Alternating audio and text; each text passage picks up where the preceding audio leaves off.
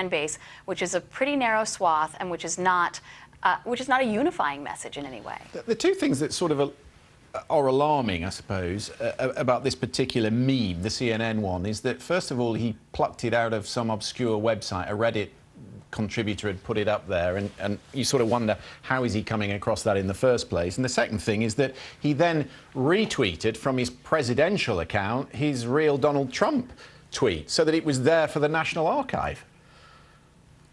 Well, there are a number of odd and disturbing things about this particular tweet. But, you know, I think the bigger picture, as we've been saying, and as the CNN statement said, is that he does have a number of presidential responsibilities in front of him.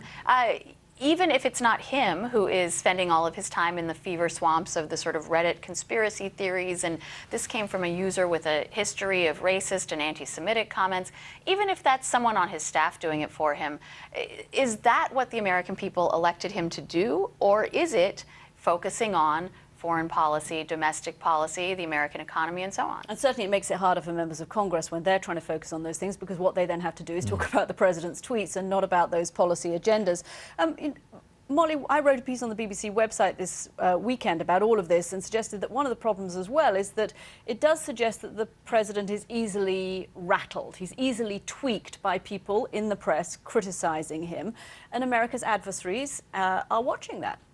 I think that's true, and there is a certain amount of jitteriness here in Washington, particularly in the national security community, about this seeming reactiveness and about the lack of a policy vision where it comes to, you know, our allies and our enemies alike. There's been a troop buildup in Afghanistan.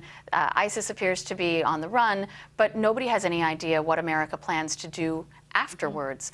There's a real vacuum in terms of, you know, the stance toward NATO being so muddled, many of our allies being set off balance, and so I think it is true that nobody really knows what he's going to do next, and maybe that's the plan. He said he would be unpredictable, but it certainly has set people on edge. Unpredictable he certainly is. Molly Ball, thanks very much for coming in. You know, President Obama said over the weekend that he didn't worry about what journalists were writing about him when he was in office. He worried about what they'd be writing in 20 years' time. That doesn't seem to concern President Trump. What are the White House saying about this, Caddy?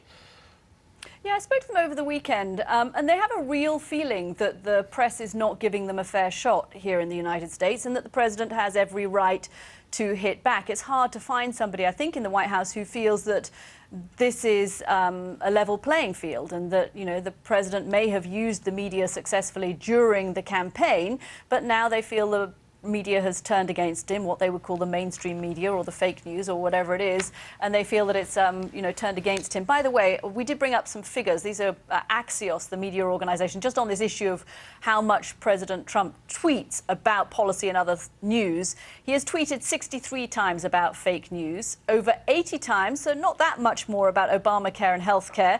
And since he first began tweeting, he's used the word loser 234 times and dumb or dummy 222 times. He did call just very quickly on that television host. Just very quickly on that issue of Obamacare. I mean, could we say that he's... this is a really difficult weekend for the Republicans. The vote on healthcare was cancelled last week. They could be getting some bad press. Instead, the press are focusing on this. Yeah, I mean, you know, it could also be that the new healthcare is so unpopular for Republicans going home that actually they're quite happy for the conversation to be about something else, and quite happy for the president not to be tweeting about it. So unpopular is what they're proposing. Let's move on to what the president is also talking about. He's going to be in Germany, of course, for a two-day G20 meeting at the end of the week. It would seem that despite the criticism, he is engaging with people other than the fake media. Yeah, he has been busy on Twitter today. So he was saying this, we'll be speaking with Germany and France this morning. This was a few hours ago. And then he said, I spoke yesterday with the King of Saudi Arabia about peace in the Middle East. Interesting things are happening. And then a little later on, he said he would be speaking with the Italian leader a little later in the morning. So very busy. Yeah, our North America editor John Soper is going to be heading to those meetings. He joins us now. Is the president trying to kind of redirect attention towards important foreign policy issues this morning? Well, here, Cathy, I'm sure the White House would turn around and say, look, he's busy with all these things all the time, and it's just the fake news media don't give him the attention that he deserves on these big policy issues. well, maybe if you didn't tweet so much about other things, then maybe we wouldn't get deflected from them. So, yes, it's a very big, important policy. We're trying to talk about policy, John. We're back on issues. Yeah, I know. Exactly. So he wants to talk about foreign policy. He's got this meeting ahead at the G20. We've seen what happened at the G7, which was a rather awkward business, coming with America about to pull out of the climate change deal. We saw him at NATO, equally an awkward occasion when he didn't commit to Article 5 of the NATO treaty, where an attack against one is an attack against all. And it remains to be seen how he'll do when he's at the G20. But I went to a briefing last week, and General H.R. McMaster, the National Security Advisor, was running through the list of people who he'll meet. Can I just read you a bit of it? He says, I'll just note that while in Hamburg, the President will meet with many world leaders, including Chancellor Merkel, the host of the G20, Prime Minister May of the UK, Prime Minister Abe of Japan, President Moon, President Xi, President Putin of Russia, President... Hang on, did you just say President Putin? Sorry, did I miss something? And he just carried on as if it was the most normal thing in the world. It's just another meeting. Yeah. All eyes will be on that meeting, the atmospherics, sure, but also what they talk about. Yeah, I feel kind of sorry for all the other G20 leaders. No one's going to be interested. Yeah. Your week, John, and his week, wholly focused on this meeting at the end of the week. I mean, he's already set the agenda for that. He says he's going to be talking to him about Syria and Ukraine. A lot of people say, really? And you're not going to be talking about Russian dabbling in the US election? Well, the quote at the briefing was, we have no format or agenda yet for that meeting with President Putin. As if, well, it might be a bit freewheeling and we'll just talk about, see whatever comes up.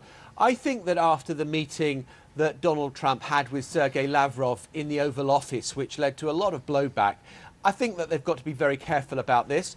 But the indications are that we're getting at the moment is that the Russian interference in the election won't get raised. And I think he's between a rock and a hard place.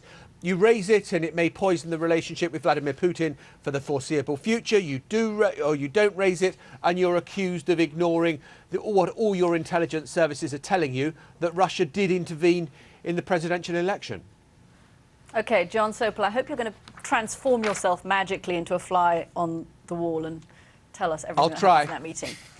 OK. Quick look at other news from around the world. The British government insists the public sector pay cap of 1% remains in place despite growing pressure for it to be scrapped. The Foreign Secretary Boris Johnson is the latest to add his voice to calls for higher pay for workers like nurses and the police. But Downing Street says it will listen to the pay review bodies, which could recommend pay rises above the 1% cap. The Gulf state of Qatar has delivered its response to a list of demands from its Arab neighbours. The emirate had been given 48 hours to agree to an ultimatum or face yet more diplomatic and economic sanctions from Saudi Arabia, the UAE and others. Qatar has already indicated it won't comply, saying the demands were so extreme they seemed designed to be rejected. The French energy giant Total has signed a multi-billion-dollar gas deal with Iran. It's the first major agreement between Iran and a European company in that sector since the lifting of sanctions against Tehran 2 years ago. Total will be the largest shareholder and will work together with Chinese and Iranian partners. President Trump tweeted his willingness to lend a hand to Charlie Gard, the little boy in Britain whose parents have lost a legal battle to keep him on life support. His parents, Chris Gard and Connie Yates, want their son to receive experimental treatment in the United States. Mr. Trump said, if we can help, we would be delighted to do so. I was just looking actually at a comment from the Prime Minister's official spokesman, Cathy, and he said he was aware of President Trump's tweet about Charlie Gard. This is a very sensitive time.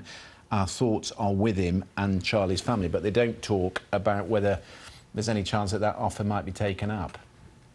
Yeah, and there's also something out of the White House press office that's just come to us where it says basically